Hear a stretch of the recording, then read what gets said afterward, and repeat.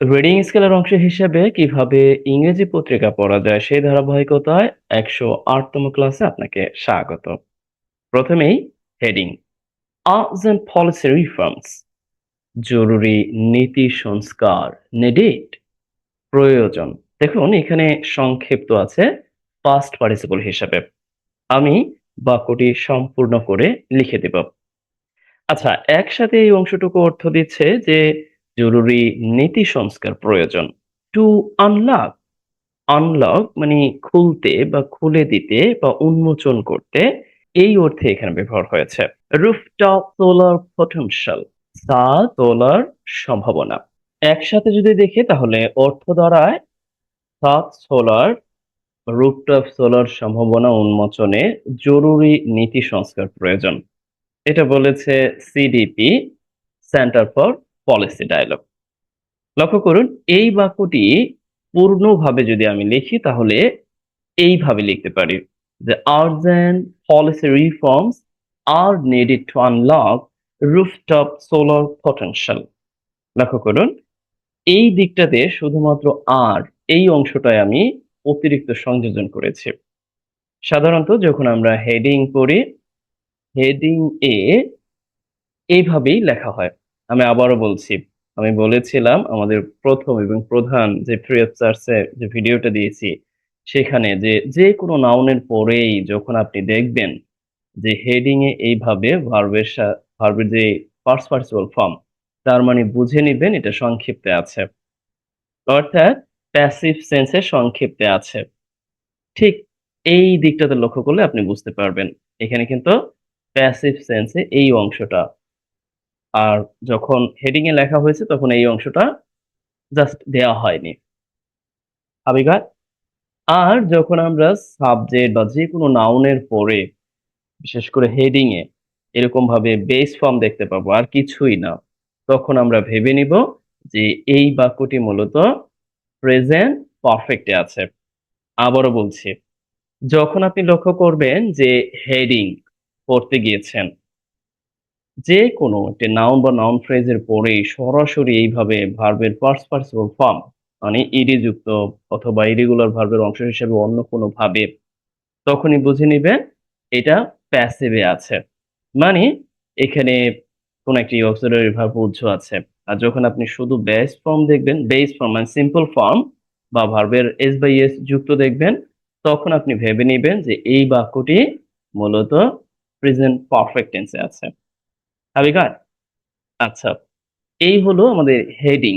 দেখুন আপনি যখন ইংরেজি পড়েন বা আপনি যখন মনে স্থির করেন আপনি ইংরেজি পড়া শিখতে চান, তখন আপনাকে মাথায় রাখতে হবে যে আপনি যেন পরবর্তীতে এ জাতীয় কোনো বাক্য পাওয়া মাত্রই অর্থ উদ্ঘাটন করতে পারেন সঠিকভাবে।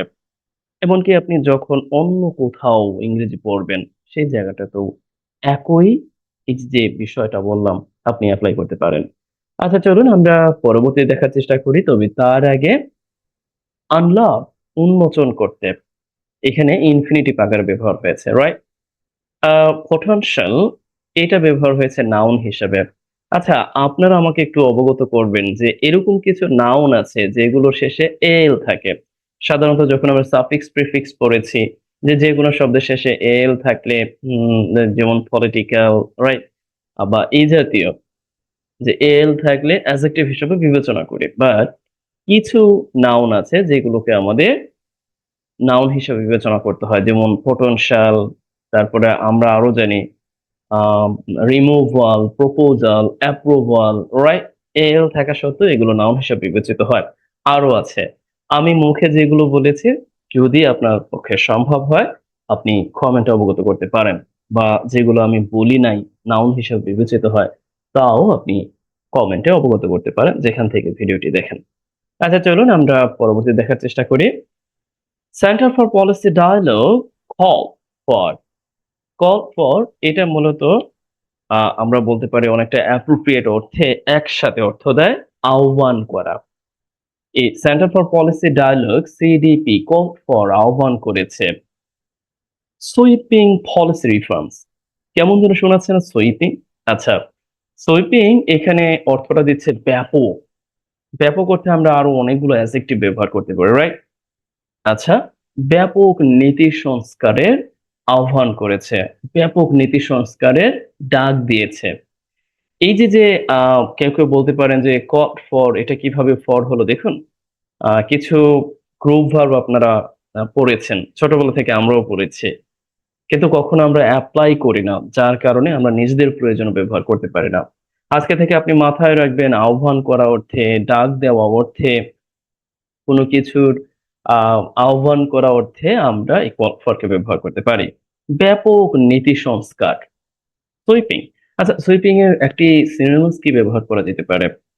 আপনি সবচেয়ে ভালো হয় এটার একটা সিনোনিম ফর্ম ব্যবহার করতে পারেন।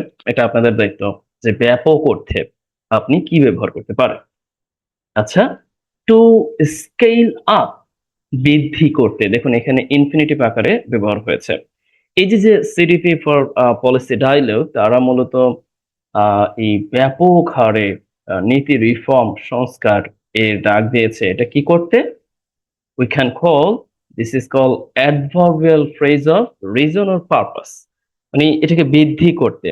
কি বৃদ্ধি করতে? Rooftop solar adoption in Bangladesh, বাংলাদেশের রুফটপ সোলার। আচ্ছা, আমি একটু বাংলায় দেওয়ার চেষ্টা করি, কারণ এটা দেখিয়ে দিলে আরো ভালো হয়।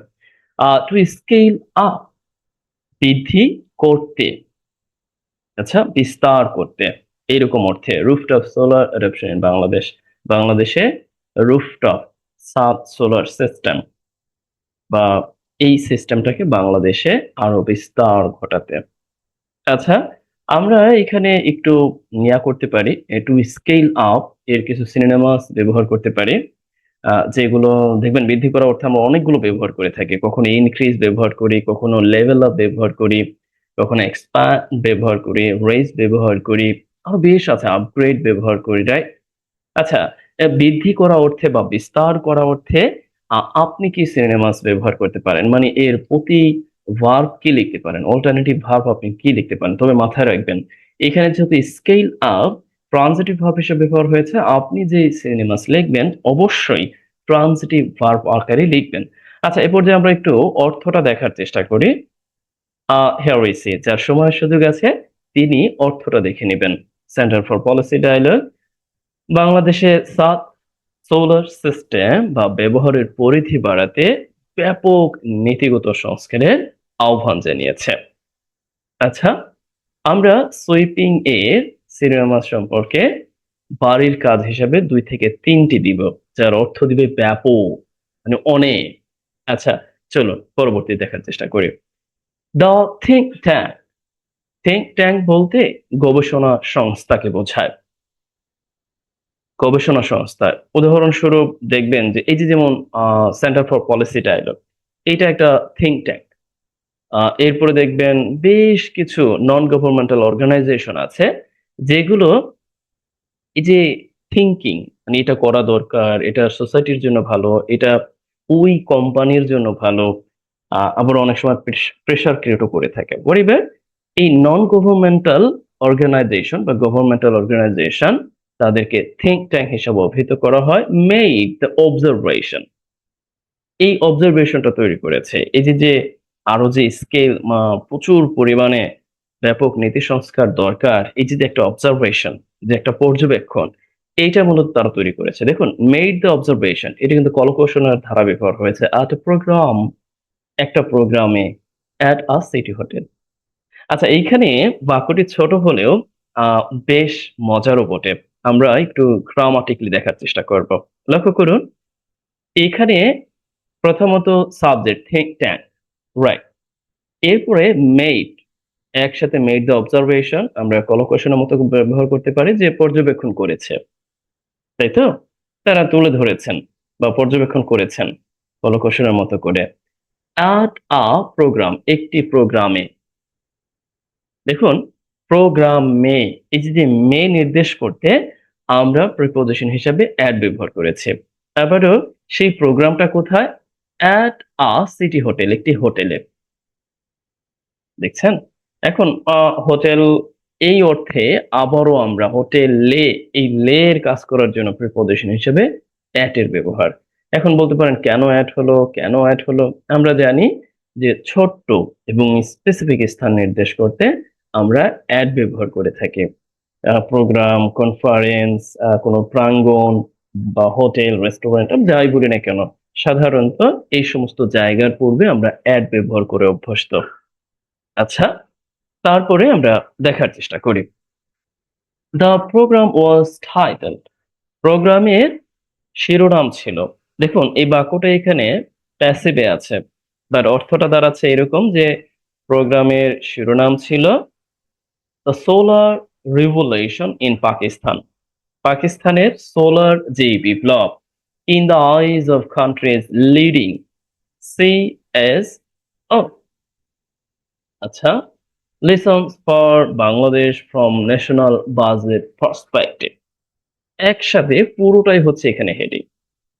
মানে এই যে বাংলাদেশের জন্য শিক্ষা, জাতীয় বাজেট যেই দৃষ্টিকোণ আছে, জাতীয় বাজেটের যে প্রেক্ষাপট আছে সেখান থেকে মূলত শিক্ষা যে কিভাবে পাকিস্তানের সোলার রেভলিউশন বা সৌর বিপ্লব ঘটেছে সেই দৃষ্টিকোণ থেকে। আচ্ছা, এখানে যেহেতু হেডিং, আমরা হেডিংকে হেডিং এর মতোই বিবেচনা করব। সো আমরা এখান থেকে পরবর্তী দেখতে পারি। আচ্ছা চলুন, here we see presenting the কি নোট। কি নোট বলতে মূল ভার্ব এটাকে নির্দেশ করে। লক্ষ্য করুন এখানে প্রেজেন্টিং দ্য কি নোট একটা ফ্রেজ হিসেবে বসে কমা দেওয়া হয়েছে। এই কি নোট মূল ভার্ব বা মূল যে প্রবন্ধ বা মূল যে কথা তাকে নির্দেশ করে। এটা উপস্থাপন করে এরকম অর্থ দিচ্ছে।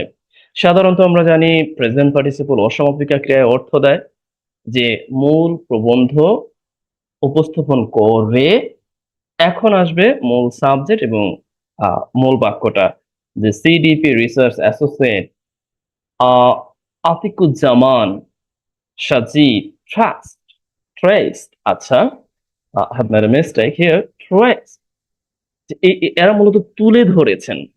এই যে আতিকুজ্জামান সাজিদ তিনি মূলত তুলে ধরেছেন ট্রাস্ট এই অর্থে। যদিও ট্রাস্ট মানে হচ্ছে ইয়া করা, মানে কোনো কিছু ইঙ্গিত করে করে যাওয়া, ট্রাস্ট করা। আচ্ছা, এরপরে দেখি মানে তুলে ধরেছেন বাংলাদেশের সোলার এনার্জি জার্নি। বাংলাদেশের যে সোলার এনার্জি যে জার্নি মানে শুরুটা, এই শুরুটাকে তিনি তুলে ধরেছেন। আচ্ছা, একসাথে একটু দেখার চেষ্টা করি। এই তো সোলার এনার্জি জার্নি বলতে এই যে যে শুরুটা হয়েছিল, আমরা কিন্তু অনেক বছর আগেও এই সোলার এনার্জি ব্যবহার করেছি, প্রায় 10 থেকে, হ্যাঁ, 10 থেকে 12 বছর, আরো বেশি আগে। প্রায় অনেক ঘরেই এই সোলার সিস্টেমটা ছিল। এখনো কারো আছে কিনা কমেন্টে জানাবেন। অবশ্য আমাদের এখন আর নেই, কারেন্ট চলে আসাতে। আচ্ছা, হিয়ার উই সি এই যে যে অংশটা তৈরি হলো, এই একটা অংশ ফ্রেজ আকারে প্রেজেন্ট পার্টিসিপল হিসাবে শুরুতে বসেছে, আর এই একটা অংশ। আচ্ছা, এই জাতীয় বাক্যকে আমরা বলে থাকি সিম্পল বাক্য। যে if I ask you how can it turn the sentence into complex or compound, এটা কিন্তু সিম্পলে আছে। তাহলে এই বাক্যটা আপনি কিভাবে কমপ্লেক্সে পরিণত করবেন? কমপ্লেক্সে পরিণত করার জন্য এই ফ্রেজটা একটা ক্লোজে পরিণত করতে হবে। Using what?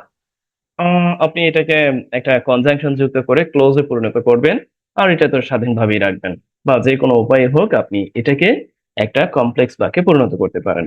যেহেতু আমরা রিডিং শিখছি, পাশাপাশি আমরা আমাদের যে রাইটিং স্কিলটা সেটাও বৃদ্ধি করতে পারি। আর এই জন্য দরকার হচ্ছে এক ফর্ম থেকে আর ফর্মে অর্থ ঠিক রেখে বাক্য তৈরি করা। এটা সবচেয়ে উত্তম পন্থা ইংরেজি শিখা বা ইংরেজিকে ভালোভাবে উপলব্ধি করার জন্য। আচ্ছা চলুন পরবর্তীতে আমরা দেখার চেষ্টা করি। এখানে ট্রেস এটা দারুণ একটি ভার্ব, একই সাথে কি নট, এর বেশ কিছু আপনি সিনোনিমাস দিতে পারেন যদি আপনার সময় সুযোগ থাকে। The program electrified over 20 million people. এই অর্থে বলেছে যে এই যে প্রোগ্রামটা, এই প্রোগ্রামটা ইলেকট্রিফাইড। দেখুন ইলেকট্রিসিটি পড়েছে, ইলেকট্রিফাইড এর মানেটা হলো বিদ্যুৎ দেওয়া বা বিদ্যুতের আওতায় আনা বা বিদ্যুতায়িত। না, বিদ্যুতায়িত করা তো আরেকটা ব্যাপার, তাহলে তো সবাই আমরা চলেই যাবো। আচ্ছা, মানে বিদ্যুতের সুযোগ দেওয়া অর্থে আমরা বলতে পারি যে মূলত তারা কি 2 কোটিরও বেশি মানুষকে এই আওতায় এনেছিল। আচ্ছা, এখানে কিছু ইনফরমেশন গ্যাপ হয়েছে, সরি, আমি এটা কমেন্টে অবগত করব। এটা ভুলবশত হয়েছে, কেমন? আচ্ছা, আমরা পরবর্তী দেখি, যেহেতু এটা one shot video, so take it easy. The collapse of that model. Collapse এখানে নাউন হিসেবে ব্যবহার হয়েছে, অ্যাবস্ট্রাক্ট নাউন, একই সাথে common noun, you can say it as the, the, here you see, এখানে আছে।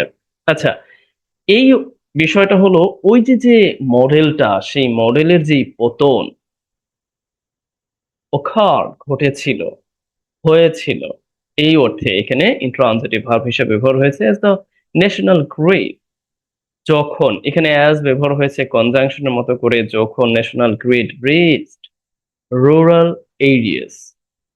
আচ্ছা, লক্ষ্য করুন, এই যে যে মডেলটা, মানে সোলার সিস্টেমের যে বিষয়টা আমি ইতিমধ্যে অবগত করেছি, এটা কিন্তু একসময় ছিল প্রচুর পরিমাণ।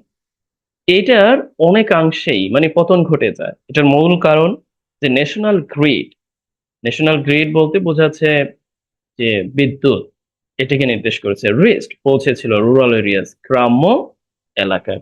আমরা যদি একসাথে দেখার চেষ্টা করি যে এই কারণেই এখানে অ্যাজ অনেকটা conjunction, at the same time কারণে অর্থ দিচ্ছে, যে এই কারণেই যখন এই গ্রাম অঞ্চলে জাতীয় যে বিদ্যুৎ এটা পৌঁছে গেল, তখন সেই মডেলের পতন ঘটে। আবিগা, আচ্ছা, if I ask you please, you can make this sentence into what. আপনি চাইলে এটাকে কমপ্লেক্সে, ইতিমধ্যে কমপ্লেক্সে আছে, আপনি সিম্পলও তৈরি করতে পারেন, দরকার নেই। আপাতত আমরা দেখার চেষ্টা করি। ইন্ট্রান্সিটিভ ভার্ব হিসেবে অকান ঘটা অর্থে ব্যবহার হয়েছে। ঘটা অর্থে আমরা আরো একটি ইন্ট্রান্সিটিভ ভার্ব ব্যবহার করে থাকি most of the time, we see. কি হতে পারে এটা আপনারা লিখবেন। আচ্ছা, আরো একটি আমরা অনেকটা, হ্যাঁ, অ্যাডভার্বিয়াল ভার্ব আমরা লিখে থাকি সচরাচর। Subsequent emergence of rooftop solar, মানে পরবর্তী যেই উন্মোচন। দেখুন, ইমার্জেন্স, ইমার্জ মানে হচ্ছে নির্গত হওয়া, ইমার্জেন্স নাউন হিসেবে অর্থটা দেয় অনেকাংশে যে উন্মোচন বা শুরু বা উদয় বা সামনে আসা, এরকম।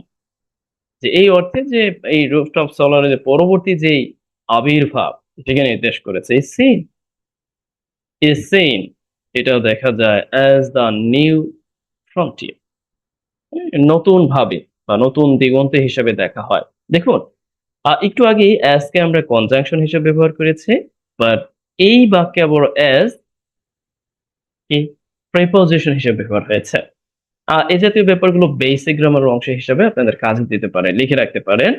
যখন আপনি অ্যাজ এর পরে সাবজেক্ট দেখতে পাবেন, ভার্ব দেখতে পাবেন, প্রয়োজন অবজেক্ট দেখতে পাবেন, undoubtedly can call this is nothing but a conjunction, even to make adverbial clause as we usually use, right? But as also we can use, here we see, to make prepositional phrase as the new frontier, নতুন দিগন্ত হিসেবে পরবর্তীতে আবির্ভূত হয়েছে।